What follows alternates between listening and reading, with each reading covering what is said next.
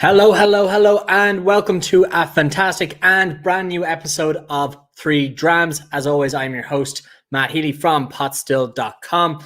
I'm here to bring you through the next about an hour in what we're going to be tasting some fantastic independent Irish whiskies. We've got 3 different companies with 3 big expressions full of juicy flavors and a fantastically high ABV across the board. So we're going to be trying some very, very nice whiskeys this evening. We've got kind of all corners of the country covered here. And we're going to be having, as always, 3 fantastic offers dropping into your email inbox if you are a subscriber to 3 Drams. Now, everyone who does subscribe to 3 Drams, of course, gets this fantastic kit you see here with 3 bottles coming to you in the post each month to try 3 of Ireland's newest, finest, and craziest different whiskies from all over the island. This month, we are delighted to be joined by Jennifer Nickerson from Tipperary Boutique Distillery, Brendan Carty of Cologne, and of course, Colin Ross from Kinsale Spirit. So we're going to be jumping in with a lot of different whiskies, a lot of different flavors. I'm hoping everyone is ready to go. In the background, I'm seeing comments fly in. We've over 100 people watching at home right now, which is fantastic to kick off. I know this month we've had an absolute bumper level of kits gone out across the world. I know there were some famous names in the kit subscriptions as well, which is really cool to see, but probably shouldn't go into. So we're seeing a lot of people dropping in from Dublin 22. We've got Glenmar. There's a large Cork contingent here. We've got Limerick coming in as well. We have some Kerry, some Dunleary, a lot of, we've got Stillorgan, we've got Sandyford, all over Dublin. I'm seeing Gockrell, of course, coming in from Germany every month. Great to have you here. So, guys, everything we're talking about this evening, you're meeting the founders, the creators, the owners of the company. So as always, make sure to put into the comment section any questions you have as we go along, because if they're not here to answer our questions, then, you know, what are they here for? No, I'm only joking. We're going to have a great time, but ask your questions as we go along, because there's literally no better people in the world to tell you about these whiskies. As I said, we've got 3 high strength whiskies this evening. We're starting at 50%, moving up to 55, and then we're going up to a juicy cask strength of 65.45% ABV.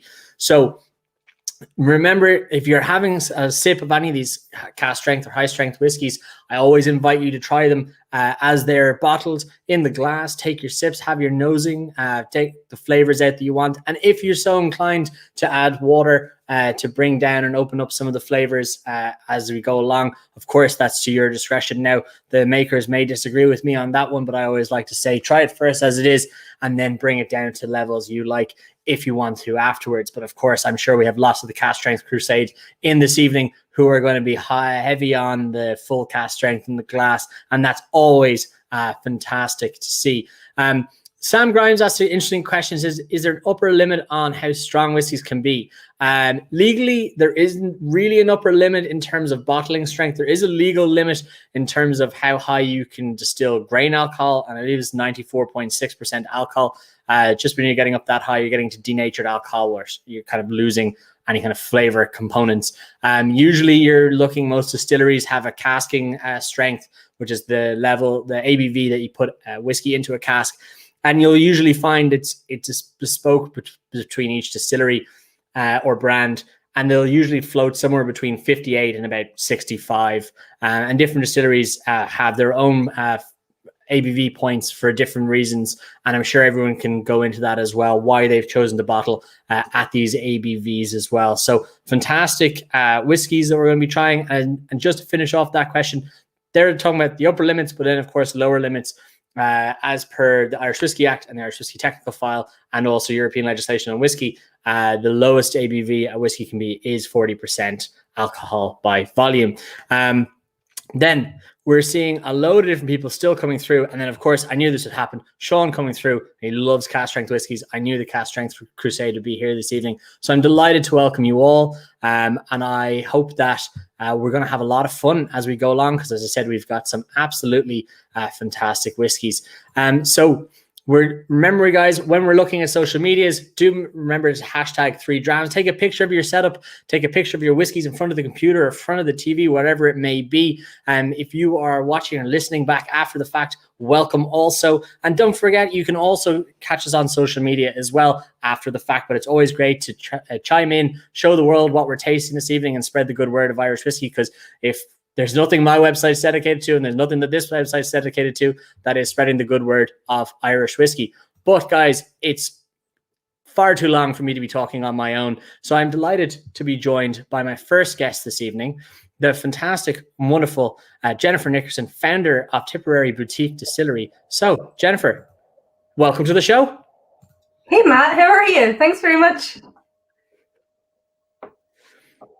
And I think we might have lost you a little bit on that one on the internet, but I think you've come through a little bit more. So a second welcome, and I hope we don't have too many connection issues.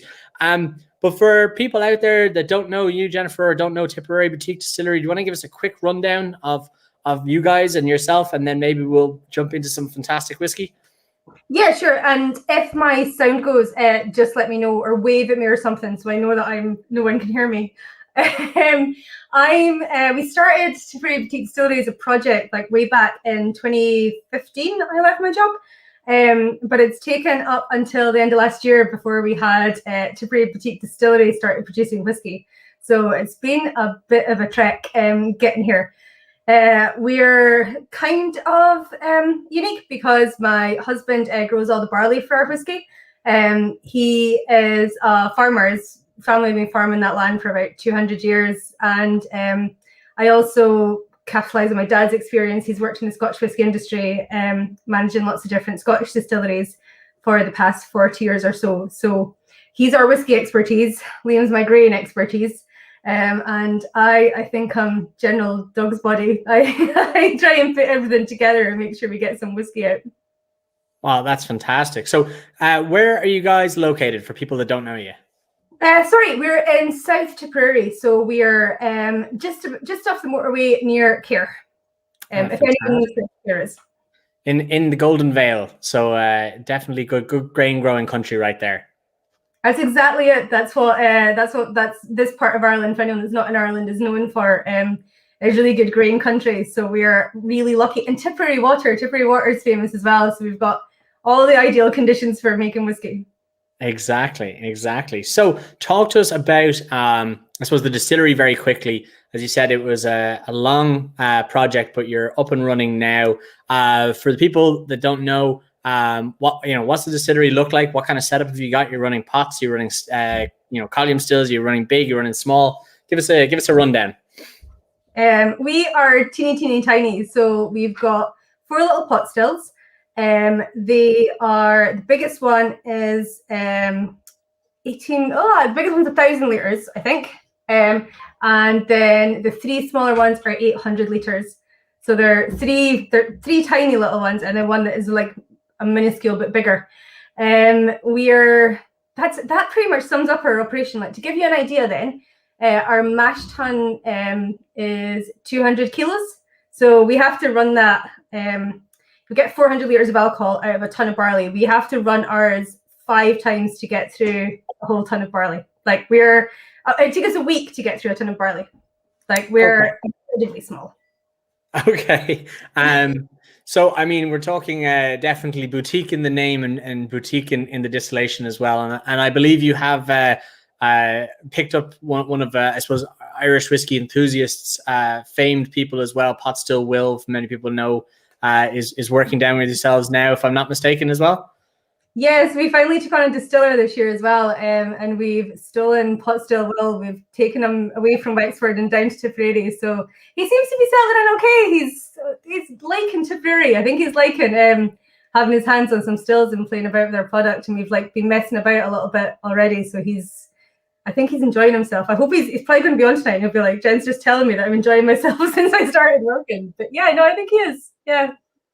Well, that's fantastic news, and you know he's often been described as Ireland's most qualified unemployed distiller, and no more. He's in because that man has qualifications coming out the wazoo. So I'm delighted to hear not only will his distilling qualifications, but also his grain qualifications will come to use, I hope, in the distillery. So enough about the distillery. Actually, before I say enough about the distillery, one person has dropped into the comments already and are very excited, and lots of people very excited to hear about the distillery. But one person in particular asking, will we be offering tours post kind of COVID restrictions easing up?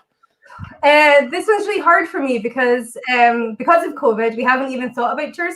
Obviously COVID started back in March, and we got our stills running in November, and then we've taken on Will over the past month. So like we haven't even thought about tours yet. Normally we try and accommodate people if they're in the area, but we won't officially be arranging any tours until I'd say next summer. But yeah, people should get on my website and should get in touch with me and just ask me, because I find it very hard to say no to people sometimes. Probably good advice for everyone watching it, and also probably good advice for people who want to go see distilleries in general.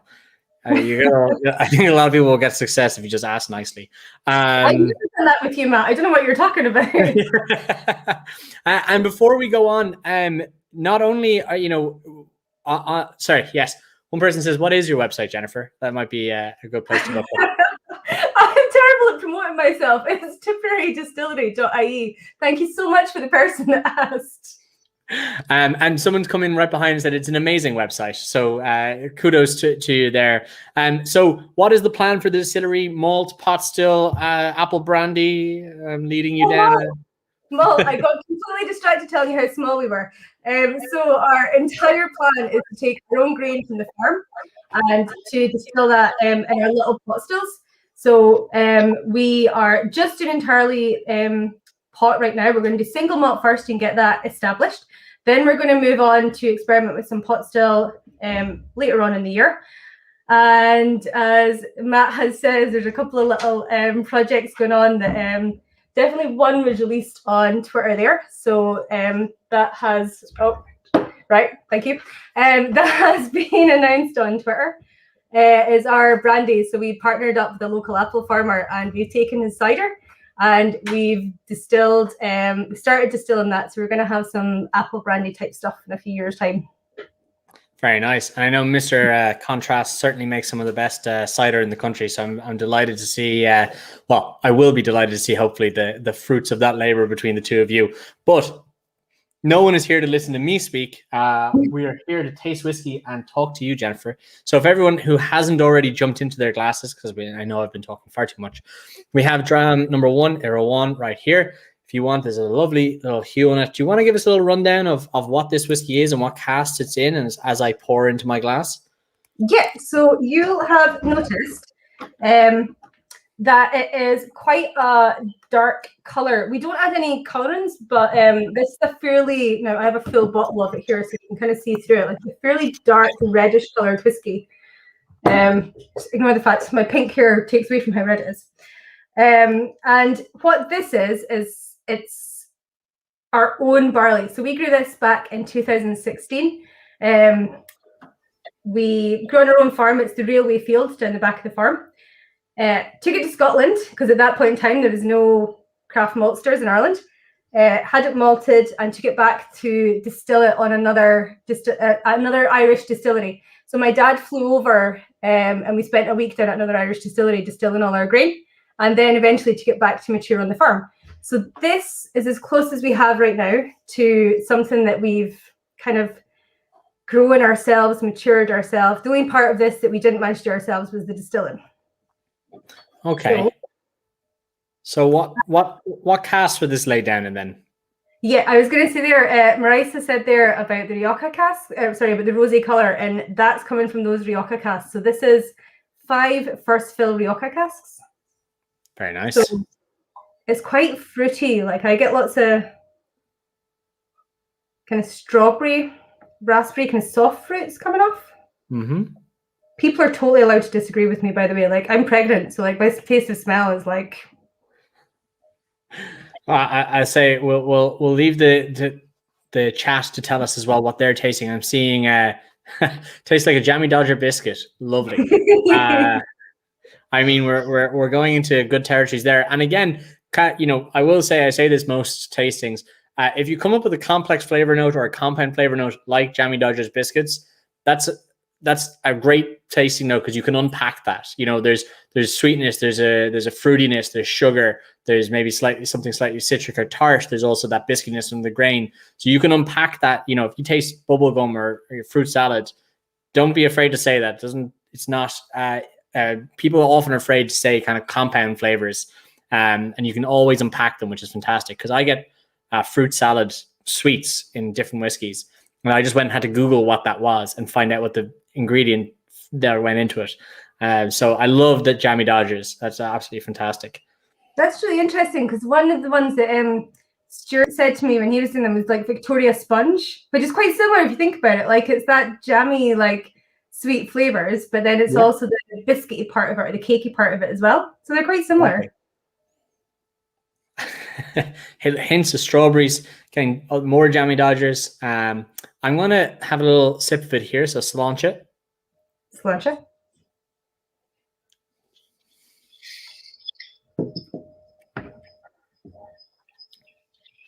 It's fantastic. 50%, not getting a huge alcohol burn to it or anything like that. It's very palatable, very pleasant. Good sweetness, but there's loads of that grain character coming through. Like there's good cask influence coming through it. It's well rounded. It's beautiful in my opinion, but I still love that there's no way, the Rioja hasn't dominated the grain. There's still a great grain character to that as well. That's delicious. That's what we were kind of hoping for, because it's like what we are talking about to people is the grain that we're growing on the land. And that all the way through. We wanted something that, this is young. So we bottled this at the start of this year and it was distilled in 2017. So it's about 3.5 years old. But yeah, like it's young and hopefully you're getting lots of the grain, but it's still, because it's first fill Riojas, you're getting a bit of a hit of a wood influence, even though it's still quite a young whiskey. And quick, I suppose, what was the decision-making process that just went into there could have been a bourbon release or, into maybe more classic Oloroso sherry, or why go down the Rioja route? We've actually got all of those in the warehouse beside the farmhouse, but we went around and tasted everything. And at this stage, this is what we wanted. We felt was given the best showcase of the spirit at that particular point. Now, I wouldn't say we've just laid down a cask this week that's going to be a long-term cask, and that's gone into a refill sherry. So it's not like I won't go more traditional later on, but I think for something, if you want a quick initial wood impact and you want something that's still going to allow you to show off that grain at a young age, then I like the Rioja. Fair enough. And in terms of, production at the moment in the distillery, in talking about warehouses, are you looking at palletized, dunnage, racking? What kind of style of warehousing do you guys have on the farm? So we've got pallets just now. We had aimed for dunnage, but a lot of the stuff that comes up into ours, because we did a couple of years distilling at other distilleries, are top fills. So it doesn't really suit to push them onto their side, whereas the ones that we're filling ourselves are generally filled on the side. And so those can go in and lay down as dunnage casks. So if people know the difference, like dunnage are generally lying on their side, and palletized will be standing up on pallets and you can stack them one on top of the other. So palletized is more efficient, but dunnage you're getting greater contact with the wood. So to be fair, nothing's that efficient. We're tiny anyway. We may as well go dunnage. So a romantic style of warehousing as well. And in terms of the production of the distillery now, how many kind of casks a week or a month are you looking at in terms of production? We're doing 2 just now. We're hoping to get up to 4 when my electricity is increased. But yeah, that's where we are. That's right. They're the things people don't think about when starting or daydreaming about starting distilleries. How can you I'm sure Brendan can give us some stories as well, but I often wondered whether or not you could get 3-phase electricity in the top of the Mourne Mountains, and I'm sure in the middle of the South Tipperary I have the same questions as well. But yeah, this is fantastic, and I'm seeing a lot of people also dropping in some water. And again, this is, I don't know your opinion, Jennifer. I know you come from the the regality of the Scotch whiskey industry, and I don't wish to offend thee if you don't like water in your whiskey, but I'm only slagging, don't worry. But I would say try it first as it's intended, and then I would say as long as you paid for it, do what you want. And I assume most people have paid for their drops tonight. So is there a particular way you like consuming? I like it. I like to save a little bit back just so I can go back if I make a mistake and add too much water.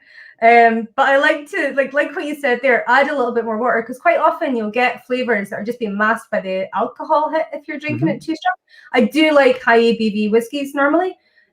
So I normally like them a little bit stronger than most people would drink them. But I don't think there's anything wrong with watering down. So if you prefer the flavors without being masked by a heavy alcohol hit, if that makes sense. There's a lot of because of the way the flavors are reacting with the water and different molecules react with water, you're going to get different flavors. So you might really prefer it with added water, or with more added water than I would generally add. So I think everyone should experiment and then buy more whiskey so you can experiment more with it. That's what you should all do. I am loving that answer.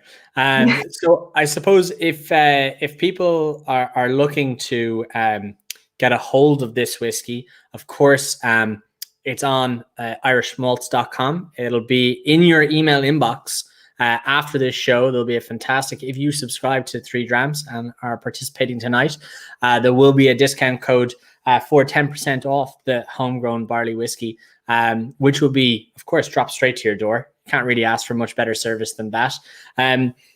Are you guys looking at kind of a schedule of releases for the year, or is this going to be kind of a core range or a one-off bottling? So this is a one-off bottling in that it is unique. If you get it, what you'll see is there's a QR code on the back. So that'll take you straight to a website that'll tell you absolutely everything that you want to know, what the weather was like on certain days when this whiskey was in the ground. It'll tell you mad things. And what we'll do is that'll be kind of a standard release going forward, but the batch number will always tell you exactly what happened with that particular whiskey.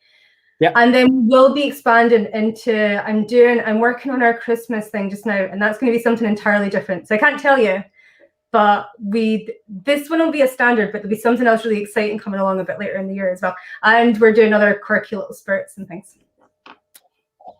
You heard it here first.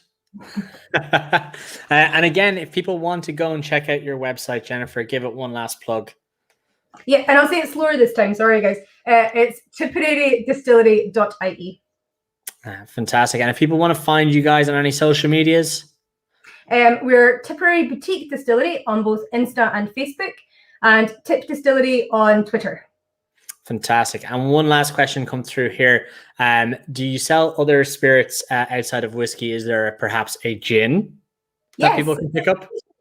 There is a gin, and you should all go out and buy my gin, because I actually made that after I found out I was pregnant and haven't been able to taste it myself yet. It all just tastes very strange to me, so you should all go out and drink it and tell me if it actually tastes as nice as people tell me it tastes. Well, I mean, I don't think there's any. This is true R&D, people. If we're compelled to go out and drink Tipperary Boutique gin to tell Jennifer how good her gin is. Jennifer, I've very much appreciated all your time. I think so far, guys, keep your tasting notes coming in if you're still imbibing on this whiskey. And actually, one of the points you said, Jennifer, if you hold a little bit back in your glass as we go through the evening, keep a little bit in each glass so you can try through the range again once we've had all 3 in front of us. If there's one thing you want people to know about your distillery that we didn't talk about in this part, Jennifer, do you want to give one last plug to anything? Yeah, I've talked about it, but we're totally grain to glass. We believe in grain to glass, and we think transparency is everything. Fantastic. Well, Jennifer Nickerson, thank you so much. Feel free to hang out in backstage if you would like. Watch along with the rest of the show. Of course, I hope you have enjoyed chatting to us this evening. And we're going to be scooching straight on to dram number 2. So thank you very much. Thanks, Matt. Cheers. So I am delighted to be moving to dram number 2 and welcoming a person who has had a great time both on my show on Pot Stilled Live and of course has been on this show before. But I'm really delighted to re-welcome Mr. Brendan Carty, founder of Cologne Distillery. Sir, welcome to the show. Well, Matt, Gia Eve, everybody. How's all doing? There was almost it was almost a seamless transition there, where we went from one guest to the next, and I'm delighted to have you here. Two fantastic independent small distilleries in Ireland. I think you can agree that Jennifer has some fantastic whiskey there, and I'm hoping everyone will agree that you have some fantastic whiskey here too. Before we jump into everything, I want to say the second whiskey we're going to be trying tonight, if you want to put it into your glass, we're going to talk a little bit for a moment, then we'll jump into the whiskey itself. This is Dram number 2, if you recall. I actually poured it into my glass, have it sit here for a moment or two. This is the Cologne signature rum and raisin 5-year-old, which when we talk about the cask, we talk about the whiskey, one of my favorite names of whiskey in Irish whiskey right now. I think it's very clever. But Brendan, how are you? Who are you? What is Killowen? Give us a quick rundown and let's talk about this whiskey. Good man, Matt. Thanks very much for the lovely introduction. So, yeah, I'm Brendan, owner, founder, co-founder as well. Two friends of mine set up Killowen Distillery together. So the three of us set it up a few years ago, and we've less than a year now until our own liquid is released. So we're Ireland's smallest whiskey distillery, and we're located up in the Mourne Mountains. It's overlooking Carniford Lough and the Irish Sea and the Cooley Peninsula. It's a beautiful part of the world. It's got this fluctuating highland maritime environment. It's a microclimate jam between two mountain ranges, and on a good day you can look down to the Wicklow Mountains and Howth, and climb up Knockshee behind us in the Hill of the Fairies, and you can look over to the Isle of Man and even better, Scotland. So it has a central locality, and it's absolutely wonderful. And whenever everybody comes to us, you get a sense of arrival. And we like to do things differently. We make a lot of noise. We're quite controversial. We like to call for industry reform wherever possible. And a lot of the time we get in trouble for it as well, but we always have the best intentions at heart. But we're loving what we're doing. And it's all about the journey as well, and a lot of people are on that journey with us, just following what we're doing. Yeah, it's been great so far. Absolutely, and you're not joking. Brendan knows, but I'm out here in Howth and up on Howth Head and Deer Park there.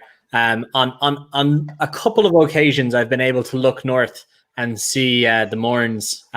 Not too often when the conditions are good, but it's quite cool being able to look up to you from where I live down in Dublin. Yeah. But if anyone in the comments has actually been to Brendan's distillery, do let us know and let us know your thoughts on it, because like Jennifer, it's probably one of the kind of romantic style distilleries, and I mean that very positively, of course, that it's what people, you go to big production plants and you meet technicians and computers and you see walls of servers and whatnot, and there's very little hands-on, whereas with the two distilleries that we've just met and yourself, there really couldn't be more hands-on if you tried. You're right. We focus on tradition as well. So we make our whiskey. We make pot still whiskey with traditional mash bills. Mash bills are, for the people who don't know, basically recipes for Irish whiskey, and they don't really use those anymore. So we make a lot of noise about that. But at the same time, we use these worm tub condensers in our stills, and we also use flame underneath our stills. There's actually fire underneath the still, and spent the last couple of days basically cleaning underneath the still for the first time in 2.5 years. I still can't get the dirt on my hands, but it's been a real journey, and So those ancient traditions and ancient recipes are a big part of who we are, and it is small, and you feel like at home when you arrive, and we quickly run out of space, so every inch is a prisoner up there. But it's good fun, yeah.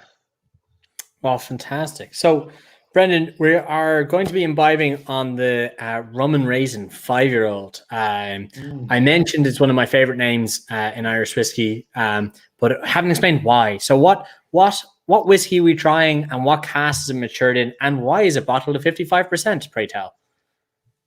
Yeah, so some of the principles of Cologne Distillery are, as much as possible, cask strength. So every time we do whiskey, or an aged potching, or a rum, we go out of cask strength. So 5%, 55% was what this got. It actually came out at 55.8. So we made the labels at 55 in case there's a little bit of angel share evaporation by the time we waited and we got the labels done. So we ended up having to add a tiny bit of water just to bring it to 55. So because the labels are already printed at this stage. But there's no filtration in Cologne as well. So a lot of people boast that there's no chill filtration, but at Cologne we just stick it into the bottle. So quite often you're going to get bits of char floating around in the bottle, and don't worry, that's meant to be there. We actually enjoy getting complaints about it because it means we get to talk to people and explain what we're about. But yeah, a few people have asked for refunds, and I thought this was brilliant because our bottles sell out so fast that we don't get any for ourselves. So it meant we actually ended up getting a couple of bottles back, which was great. But as well as no colour. So the technical file which governs Irish whiskey allows people to add colouring into your whiskey, and you don't need to disclose this in the label.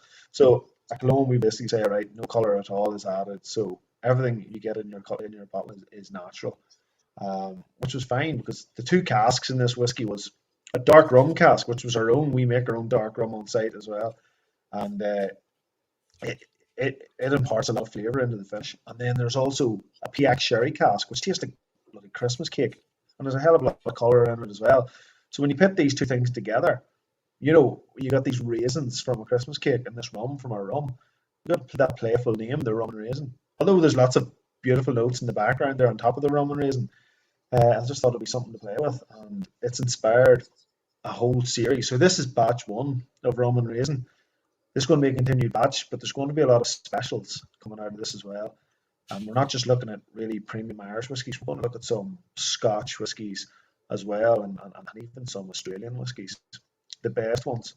So yeah, you've heard it first. Don't tell anybody else that until now. Exactly, world exclusives here. And one before we jump into the glass officially, what came first, the whiskey or the name? Oh, the whiskey. Yeah. Well, in my mind, the whiskey. It's almost everything we worked hard for. Our Bonnet experimental series before. You know, we worked very hard on pairing, you know, these amazing casks like a Basque Chocolina cask with acacia heads, and you know, Jamaican dark rum and tequila casks, things like that. But this time, we never done any PX casks. PX are my favourite finishes. Rum is also my favourite finishes. And the more whiskey geeks you talk to, and then even whiskey novices, everybody seems to love PX sherry and everybody seems to love rum. And I was like, what the hell happens if you put these two together? And I was like, right, tastes fantastic. I was like, rum and raisin. Why? How is this not done? It's just been done. So it was like trying to keep this quiet for a good few months, and at the same time we had like 6 months worth of whiskey waiting in casks. So yeah, it turned out really well. Wow, fantastic. Well, on that note, Brendan, let's jump in. So let's launch it. Oh, there's everything going on in this glass. The molasses, the kind of the stewed fruits, a little bit almost maybe some of the kind of cinnamony in the background there as well. It is a sourced liquid. So this isn't our own liquid, and we pride ourselves on telling the consumer that it is a sourced liquid. This sourced liquid came from County Louth. Before we started bottling our own liquids, people weren't really putting on the bottle where the stuff came from. So we wanted to empower the consumer and tell them where it come from. We would say like County Antrim, for instance, or County Louth. But unfortunately, County Louth now is releasing whiskey out of 2 distilleries that's of age. So we're not allowed to say this is Cooley, but you only have to smell it to know where it comes from. Do you get me? So, which is beautiful. We're not allowed to tell you exactly where this comes from, but I'm going to tell you exactly where this comes from. So you get that real heavy apple and orchard fruits that's famous for that liquid. But one of the things we're trying to prove here, this is the youngest we've gone, 5 years. What we're trying to show is you don't actually have to. So we selected these casks from that stock ourselves, and these are the best. And you know, that we're trying to show is you don't need a 10-year-old or a 12-year-old. If you get some really good young casks, and you do some really nice things with them, they are up there. They're punching up there with all the best.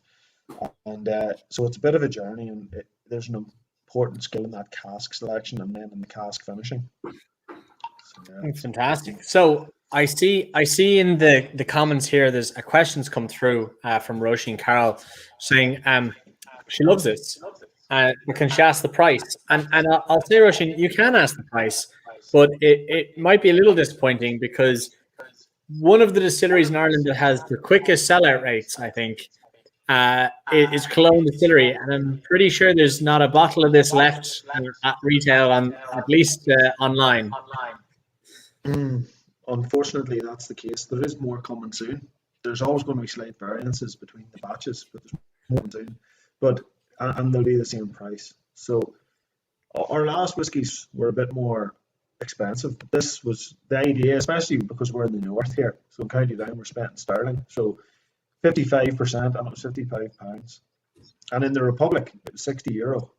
So some retailers might be going a little bit above that, but the RRP was €60. So that's roughly what you'll be paying very soon when the next batch comes out. Very soon. Absolutely fantastic. There's a great comment here saying very structured for a young whiskey and a lot going on, and I have to agree with that. And again, kind of following on from what I said with Jennifer, that this is good cask influence layered, which I'm liking. That not one cask is taking over the other, but then the malt character is still coming through at the bottom. Yeah, exactly. That's a very good point, Sarah, there as well. Like there's a complexity to it, and you can actually taste the deconstruction in there as well. You can get the distillate, so we're not masking the distillate. At the same time, we've got the very evident, cask finishing, and then you can taste the two separate cask finishings. So cask finishing was something that we explored right the last couple of years. Now we're sort of running two cask finishes and batting those together. And I think it's just brilliant that you pick out both, but at the same time you're not masking that distillate. And it's that balance that we're always playing with, in that complexity. So it's all about layering the whiskey. And even if you dilute this a tiny bit with a little water, you still get that, which was great. We didn't think that would happen, so it's a bonus because, let's face it, that 55% is quite strong for a lot of people. But it should be for a lot of people. Unfortunately, it's not for a lot of us as well. As I meant, the aforementioned Cask Strength Crusade, of course. We have Nick McGuire in the comments saying you can use the Cologne to make some delicious homemade chocolates as well. Apparently, you can testify to that, Brendan. I just had one with my tea just before this meeting, and it is amazing. I think Mick actually used a full bottle of the rum, or half a bottle of the rum in it, and were divine. They're actually meant to be for my wife, but I ended up taking them myself. So. Well, you're a brave man to say that publicly. Well, we're seeing a lot of people enjoying this drop of water, getting kind of candy cigarette sticks. That's an interesting one, and that kind of almost dried milk chocolate flavor as well. I think I'm getting that kind of chocolate. Candy sticks and the dried milk chocolate would both be the same thing. It's almost like at the very finish. Yeah, that's a good point there. Yeah, it's quite chalky. Yeah, very good point. There's some good taste notes. Yeah, exactly. We're seeing Michelle Cooper Face saying, hopefully we want to see it in the sale in the Republic again soon. Of course, keep an eye out on irishmalts.com for your bottle sales of Cologne going forward. And then, I'm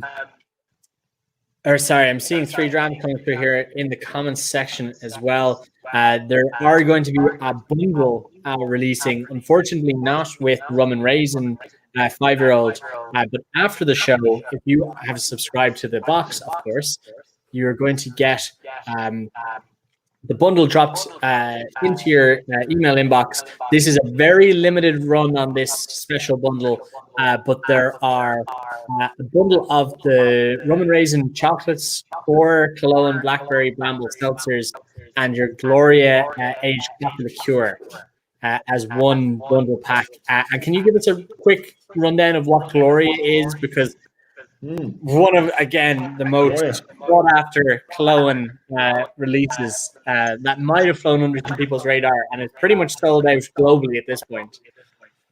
Gloria is it's Ireland's worst kept secret. It really is.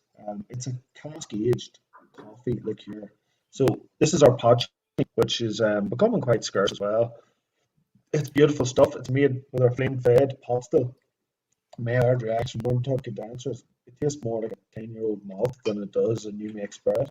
And basically, we leave this in a cask for about 6 months, and inside then we Add coffee beans and coffee and sugar, and you can imagine what happens then. You get this lovely coffee liqueur. So we put it through into bottles, and we sent it out. And the stuff we sent it out to a few places to bulk up an order, because if you send a couple of cases to England, for instance, it costs you a fortune. So we sent a few on the cask, and the guys in the Whisky Exchange sold early. And there's a few sitting with a supplier in Belfast that managed to sneak out as well. So then we ended up releasing a batch of it, and it just sold out in minutes. So we haven't even wrote a press release about it. So there's this cult underground following who are going bananas for the coffee liqueur.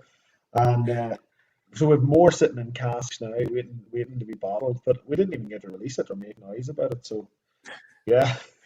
That's it. It kind of just showed up online. It showed up online, sold out. Like, that was it. The first time I remember seeing about it, it was gone. Unbelievable. It was. What do you do? It's just. But it's a lovely bottle. It really is. But it's perfect, for adding Irish coffee or espresso martini or Belfast coffee or anything like that. It's great. Well, fantastic. And if you want to leave people with something about the distillery or your brands that we haven't touched on here, what would it be? We do a number of little things on the side, like liqueurs. We even experimented with seltzers, for a bit of fun. Some gins as well, some flavour gins that are launched into the market soon. But we are all about whiskey. We're all about pot still whiskey. We're about reforming the industry. We've always got the small person at heart. It's a bit of a socialist mindset in the distillery. We're not afraid to stand up for what we believe in. We're not afraid to get into trouble for what we believe in. And it happens. It's just a regular thing at the minute. And we're going to continue to do that. We're going to continue to reform the industry. But more importantly, the clock's counting down. It might sound arrogant, but we're just confident that we've done the right thing. But we hope to make the best whiskey in Ireland within less than a year. So that's the ambition. If we don't get that doesn't happen, then we failed. But we're honestly not being arrogant about it. But you're welcome to join the journey with us, follow us online, and just join in the crack. There's also an underground organisation called the Cologne Cult that have set themselves up. They've been lucky enough to allow me to join. So if you want to try and join them, that's where all the noise is and that's where all the fun is. They've got some rules and regulations. On Facebook. Yeah, it's mostly on Facebook. But yeah, you're not allowed to resell your bottles. You have to open your bottles. If you're caught reselling them, you're kicked out and things like that. So, yeah, there's a lot of support out there, which is great. There's a lot of genuine people out there who are supporting what we're doing. And we have real connection to them. Because without yourselves, we wouldn't be here. So we're very humble and respectful of that. Thank you very much. Well, Brendan, it's fantastic to see. I think I did my first podcast with you probably 2 years ago at this point. And it's been exactly. It's been a roller coaster watching you guys go strength to strength, and all the other distilleries in Ireland building up as well. But it's fantastic to see you flying the flag for the small guys, particularly up north. So a very big thank you to you, sir. And remember, everyone, keep an eye on the link dropping into your inbox at the end of this show, because there are a very limited number of those Gloria bundle packs going out. So thank you very much, Brendan. Fantastic. So we are going to be jumping on to dram number 3. This I am very excited about because I'm going to introduce Colin Ross, Managing Director of Kinsale Spirits Company, who on this show, nor my own show, have I had the opportunity to interview before. So Colin, welcome to the show. How are you doing? Great. Thanks, Matt. How are you? I am absolutely fantastic. I'm sitting up here. It's still lovely and bright in Dublin. I make all of my friends in the US jealous because it stays bright here till maybe 10:30 in the evening. I have some great whiskies in front of me. We've had progressing ABVs as we go along, and we're culminating of the biggest and I think we're thinking the juiciest maybe ABV of the evening at a 65.45. But before we get there, Colin, to the people who are sitting at home going, who is Colin Ross? What is Kinsale Spirits Company? And what is Red Earl? Can you give us a rundown? So, Kinsale, well, unlike the others, we're in the process. We're right in the midst, rolling up the sleeves and building our distillery in Kinsale right now. building site, dust and wood and steel flying everywhere. So it's still very early days for us. Red Earl is a sourced whiskey, and we're enjoying some great commercial success with it so far.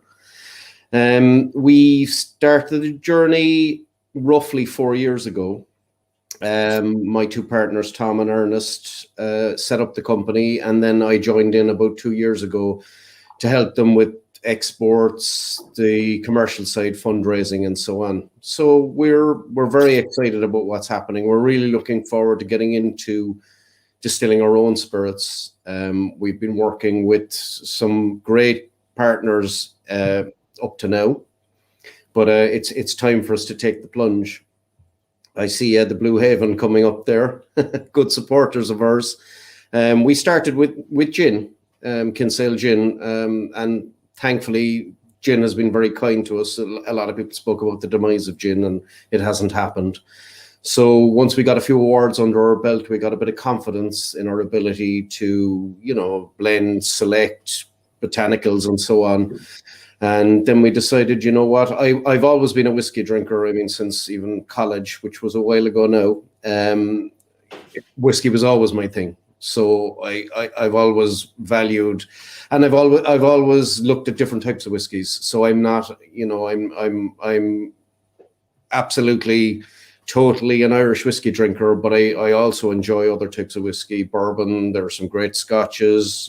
We all know there's great whiskies out there as well. I think it's important to see what else is going on in the world besides in our own backyard.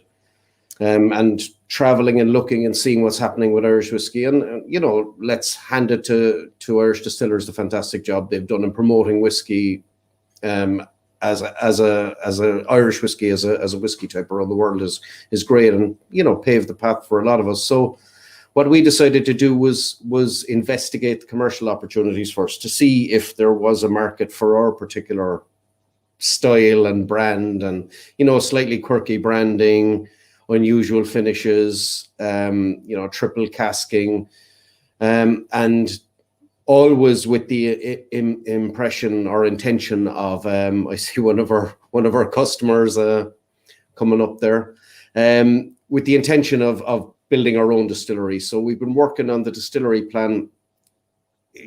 Obviously, COVID doesn't help things like that in terms of getting planning and visits and so on. So we have been delayed, but we're very much looking forward. We have a beautiful site selected in Kinsale. We have our stills bought. They're in transit. We have one landed. We have some great plans for sustainable distillery. We have some land around the distillery. We're hoping to grow our own botanicals. We're hoping to grow a little bit of grain.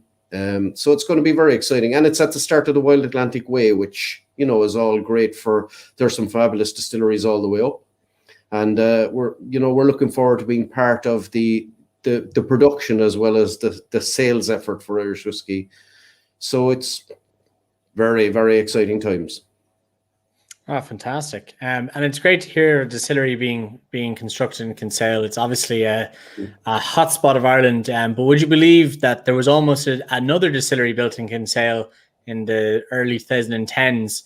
The Tullamore Distillery was almost built in Kinsale, which would have been an interesting story to talk about. Yeah. The Tullamore Distillery, absolutely nowhere near Tullamore.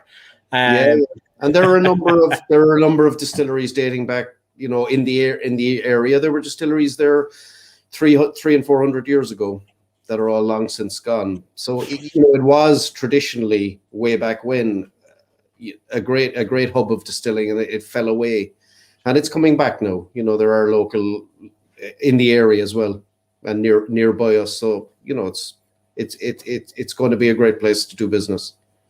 Fantastic. So why don't you tell us about what we have in the glass here? So the Red Earl cask strength, 65.45% ABV. I believe exclusively released, or I'm not sure if it's an exclusive to Irish malts and 3 Drams. But we're working in, more or less in partnership with 3 Drams. So the guys are going to be looking after the commercialization, even the bottling of the product for us. So it's going to be very, very interesting to see what happens. We have released obviously our regular Red Earl, but we got so much interest in the cask release. We decided, we're gonna try cask strength release. The Rioja finishing, albeit on this particular session we have two, but it is quite an unusual finish. But it stems from sort of two sides. We wanted to use a red wine. We wanted strong flavors. We wanted that whole, strawberry, rose, petal, all that kind of thing going on, because we like that kind of flavor. But we also wanted it to fit with our story. So Red Earl is based around Reggie O'Donnell, buried in Simonacas Castle in Spain, quite close to the Rioja region. It was just a lovely way of bringing it in. We were always leaning towards Rioja, and it just sealed the deal, if you like. So you can see you've got a little bit of a pink hue to the whiskey, a red hue even, and it gives it that unusual characteristic. Again, we have a color guide, but we don't have any color spec, in the sense that all the color comes naturally from the first use Rioja barrels. But I just see a comment there: dangerously drinkable at 65, and that is a thing. One of the prime specifications, we'll say, when we were blending the whiskey with our blender, was drinkability. I drink lots of different types of whiskey, but I do not like whiskeys that burn. I like a long finish. I like a smoothness, and it's very important that that's reflected in the brand. It's very hard to sell a whiskey that you don't believe in yourself. So we wanted to make this drinkable. That's a very good point. It is very hard to sell a whiskey you don't believe in, or any product you don't believe in, that matter. Absolutely, it's a love thing. Absolutely. And so tell us about the makeup of this whiskey. Blend, malt, pot still. Where are we looking into? So it's a 90-10 grain triple malt. So we blend it together. Initially, it spends a good portion of its life, 3 years or so, in bourbon. Then it goes into Oloroso sherry, and finally ends up in a Rioja cask. Sorry, Rioja casking is about 4 or 5 months. Depends. Okay. We during the winter it takes a little longer to get the color and the flavor out of the wood. So it's it depends on nature, really. We let it do its thing. But all of the whiskey is at least 4 years old. Fantastic. I'm seeing more comments coming through here. Very much enjoying it. And again, guys, everyone who's drinking along at home, there's quite a few hundred of people on this right now, and of course, people watching back. But anyone who's watching live, let us know in the comment section what you're thinking of the tasting notes in this, what your thoughts are on the whiskey, the color. As Colin mentioned, very interesting branding as well, as you mentioned, very quirky branding in itself. And then this whiskey, as I mentioned, exclusive to Irish Malt and 3 Drams. It is yet to be released, so this is a first look at this whiskey. It is an exclusive first look, and if you have the pack, their tasting pack that we're sipping along with tonight, you will get a code in your email straight after the show, which will let you pre-order this bottle right here. So I think that's going to be a hot item up for sale this evening, because there's a lot of very, very nice comments going through here. People are very much enjoying it. Nice balance and great finish. Nice long warming finish, and how easy to drink at 65 as well. So again, drinkability coming through. Yeah, again, just to get it to open up a bit, I've added a bit of water here, and you get a bit more of the toffee, you get a bit more of the vanilla coming through when you do that. But I mean, it is very drinkable at 65. Personally, I generally drink my whiskey neat with water on the side, but I make sure to drink plenty of water as well, because we all know the dangers of drinking neat whiskey all the time.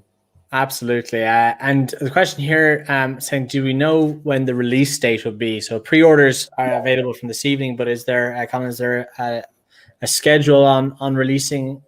Yeah, we're very close to release, so we're hoping maybe 4 to 6 weeks, again exclusively through drams. So each cask. So what we'll be doing is we'll be doing a cask by cask. So all the labels will be individual. So you'll have your individual cask number.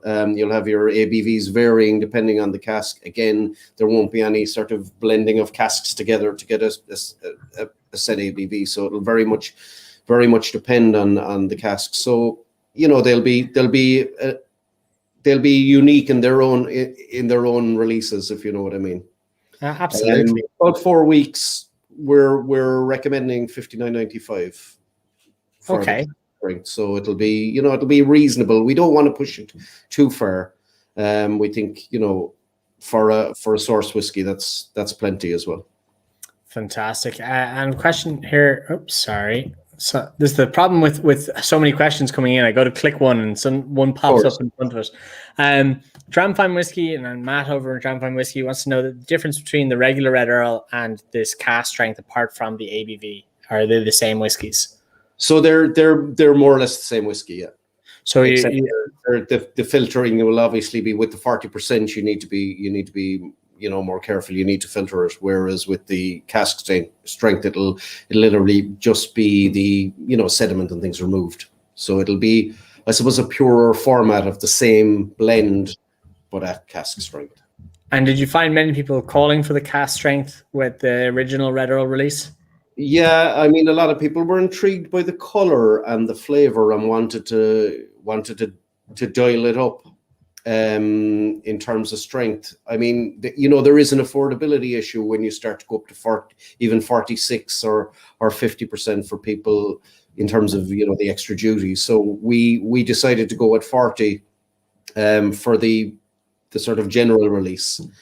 But we're very happy to experiment. So we have 2 more whiskies coming out in the Battle of Kinsale series in the next couple of months. We have a single grain called Great Earl Irish whiskey, and we have a single malt called Spanish Earl Irish whiskey.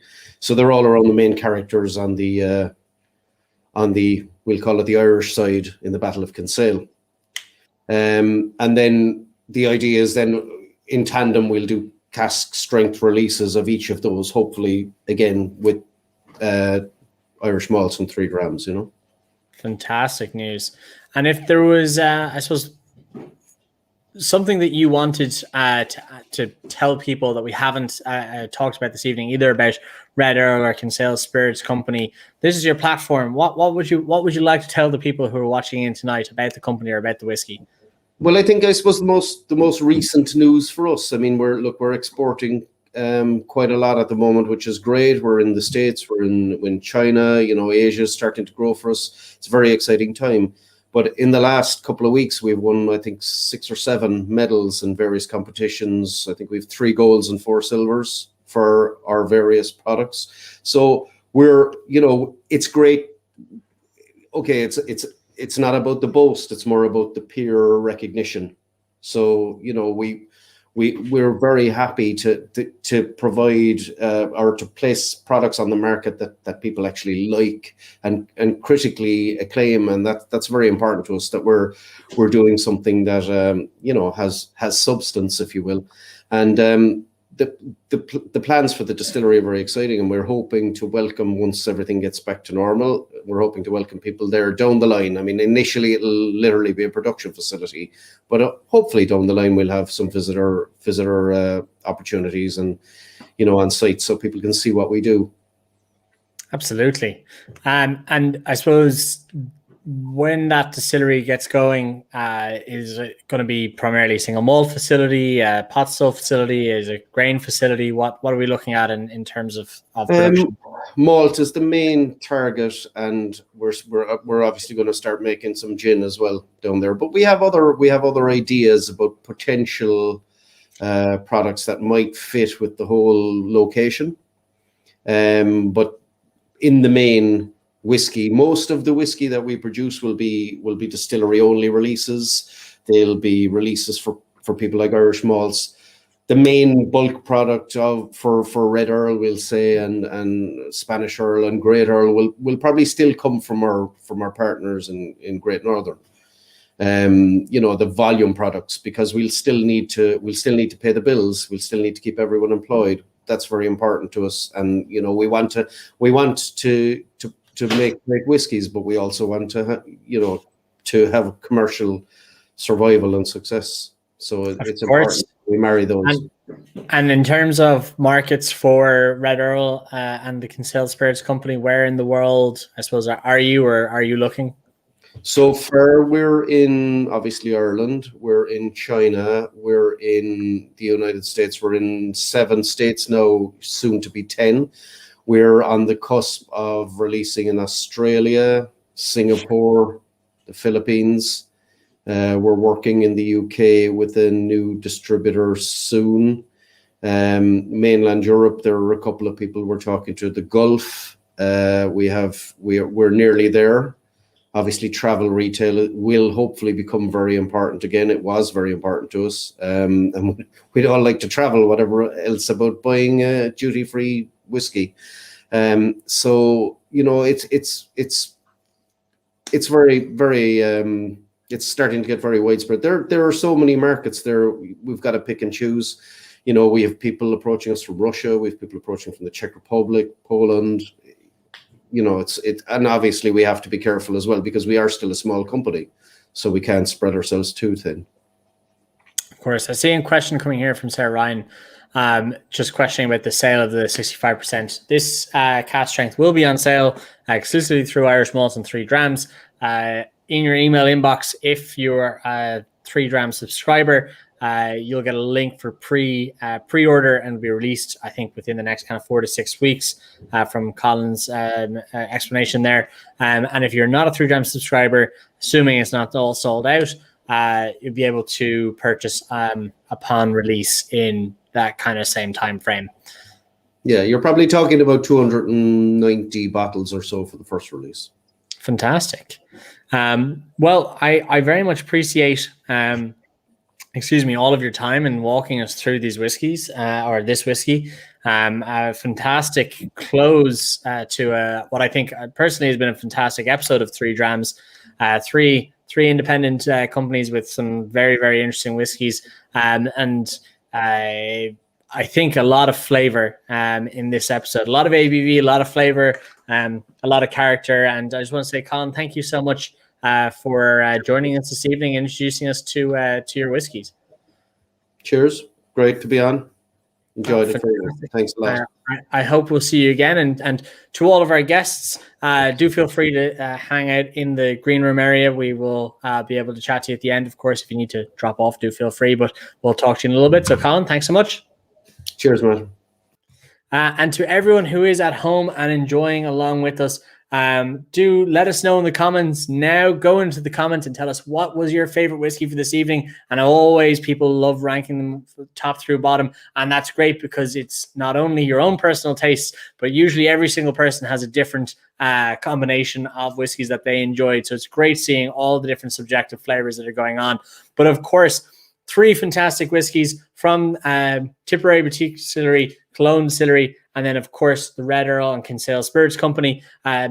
Some fantastic ABVs, some fantastic flavors. And don't forget that you guys who subscribe to 3 Drams and are watching along with this have the unique ability to be able to get all of the discounts associated with tonight's episode right in your email inbox. As soon as this episode ends, keep an eye. You'll get that ping on your phone, on your laptop, whatever it might be, and you'll go in and get your discount codes. Now, remember, with Tipperary Boutique, we've got the Homegrown Barley whiskey. You're going to get a 10% off from the people at Irish Malt and 3 Drams on that one. Keep your finger on the button. Then with Cologne, we have the fantastic Gloria bundle that comes with 4 Blackberry Bramble seltzers, and then, of course, the chocolates, as well as the Cask Aged Coffee liqueur, which is literally sold out everywhere. I've no idea how the guys at 3 Drams managed to pick up.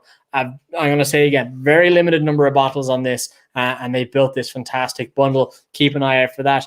And then, of course, with the Red Earl cask strength, we have the pre-subscription, the pre-order to be the first people in the world to be able to secure a bottle of this and get your hands on it. The day they land in the Irish Malt 3 Drams warehouse, they'll be shipped out to you.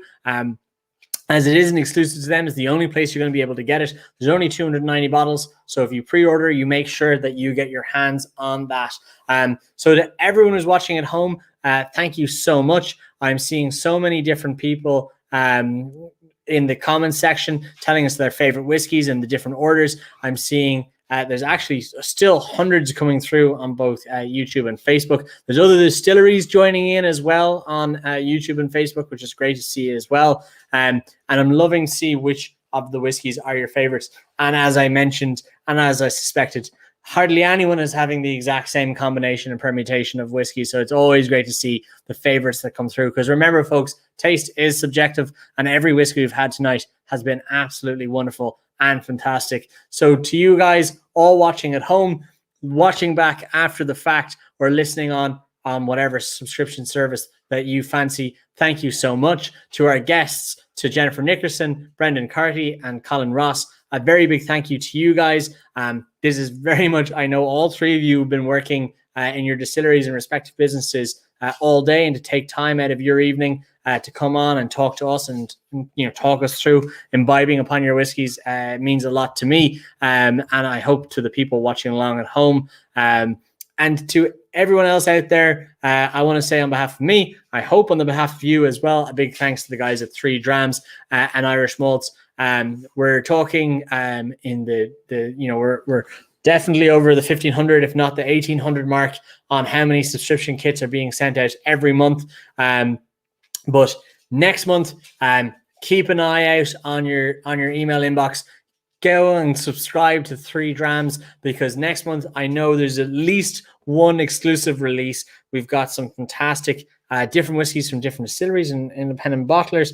I know that there's at least one cheeky little blended malt coming down the line. If anyone wants to learn about different categories and perhaps some of the more unique and rarer categories of Irish whiskey. So do keep an eye out for next month's subscription and, of course, this tasting. But again, thank you to the guys at 3 Drams Irish Malts. If you are tweeting, if you are Instagramming, make sure you to use the hashtag 3Drams. And for me, Pot Stilled Matt, and for everyone else, I suppose I say thank you very much, guys, and good night.